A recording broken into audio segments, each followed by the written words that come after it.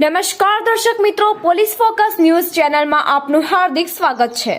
વિકસિત ભારત સંકલ્પ યાત્રા લુણાવાડા તાલુકાના મોટી ઝાંઝરી ગામના વંચિત લાભાર્થીઓ સુધી પહોંચી। મહીસાગર જિલ્લાના વંચિત લાભાર્થીઓના સર્વોગી વિકાસને સુનિશ્ચિત કરતી વિકસિત ભારત સંકલ્પ યાત્રા લુણાવાડા તાલુકાના મોટી ઝાંઝરી ગામે પંચાયત તલાટી શ્રી મોતીભાઈ નીનામા તથા વહીવટદાર શ્રી પિયુષભાઈ પટેલ અધ્યક્ષસ્થાને કાર્યક્રમ યોજાયો હતો।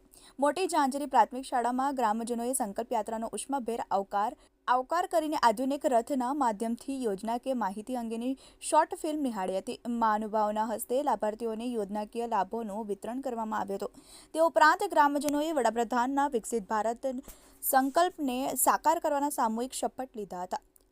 આ પ્રસંગે પ્રાકૃતિક ખેતીના ટેકનિકલ ટ્રેનર શ્રી વિક્રમભાઈ ખાંટે પ્રકૃતિ ખેતી વિશે વિસ્તૃત માહિતી આપી હતી તથા ખેતીવાડી ઓફિસથી આવેલા ગ્રામસેવક શ્રી જૈમિનભાઈ તથા ઋત્વીબેને પણ ખેતીવાડીને લઈ ખેડૂતો યોજના વિશે વિસ્તૃત માહિતી આપી હતી। કેન્દ્ર અને રાજ્ય સરકારની કલ્યાણકારી યોજનાઓની જાણકારી ગ્રામજનોને આપતા જણાવ્યું કે સરકારે છેવાડાના માનવીના જીવન ધોરણમાં ગુણાત્મક સુધારો લાવવા માટે સઘન પ્રયાસો હાથ ધર્યા છે।